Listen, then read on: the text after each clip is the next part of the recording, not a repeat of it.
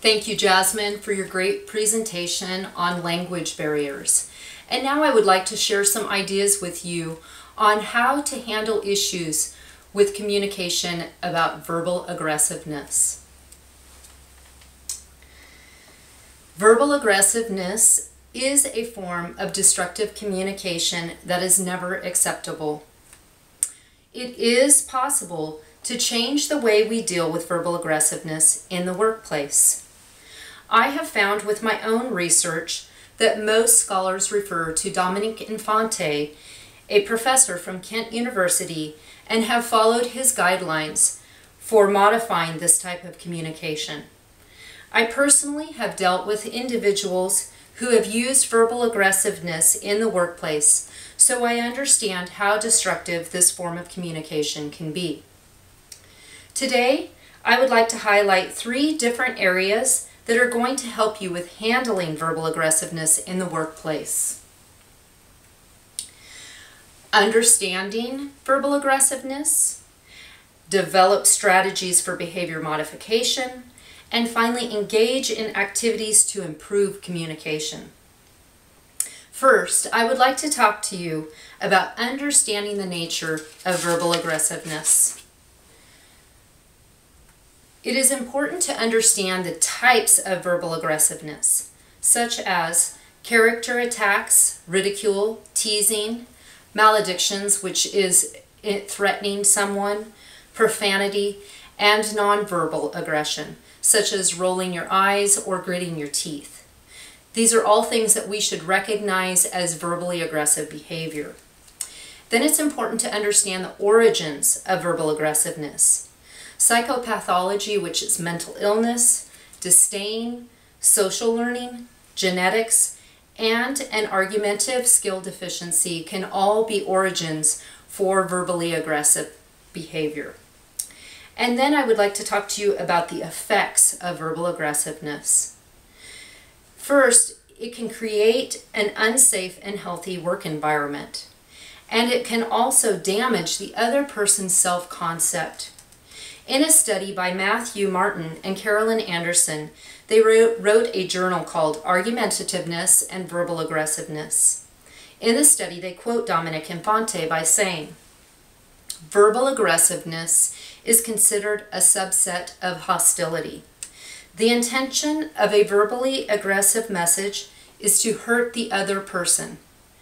Verbal aggression has great impact on the targets, leading to feelings of embarrassment, inadequacy, humiliation, hopelessness, desperation, and depression." We should never view verbal aggressiveness as an acceptable form of communication. So it's important to understand the nature and the origins and the effects. Next, I would like to share with you some ideas for developing strategies to modify this type of behavior. First, it's very important to create a positive work environment where there is supportiveness, empathy, and where there are good listening skills that are being implemented into the communication for that workplace. Also, simply by avoiding engaging in verbal aggressive communication. If someone is speaking to you in this manner, don't respond with verbal aggressiveness yourself. Simply avoid that type of engagement. Another great skill to develop is argumentative skills. Focus on the issue. Don't attack the person, attack the issue. When you focus on the subject matter instead of focusing on hurting someone else, then those are great skills that you can use in the workplace. Finally, I'm going to give you some examples of activities you can engage in to help improve communication in the workplace. There are both individual activities and group activities that you can participate in. Individual activities would be to research verbal aggressiveness for yourself. That way you yourself gain a better understanding of this type of destructive communication. Also, you could keep a journal and you could just jot down when you see a situation that comes up that you feel where verbal aggressiveness has been used. Who was the receiver? Who was the sender? Did the aggression escalate? It's a great way to kind of track that type of behavior so you have a better understanding. For group activities, you could also, as a group, research the topic. And you could pick one particular topic, whether it be, understanding what the origins of verbal aggressiveness might be.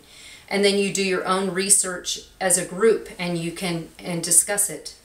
Also, role play is a great way to engage in an activity that's going to develop your communication skills. You have one person in the group where they are the sender, one's the receiver, and then the group observes this activity, and then after the communication is done, then you can sit down as a group and discuss how could that have been handled in a better way.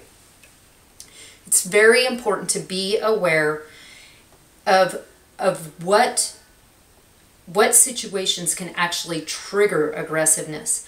Win-lose scenarios, personal rejection, and sandbagging where we store up grievances against one another. Those are all situations that can lead into verbally aggressive behavior. Over the last 20 years, there have been a lot of studies done on this subject.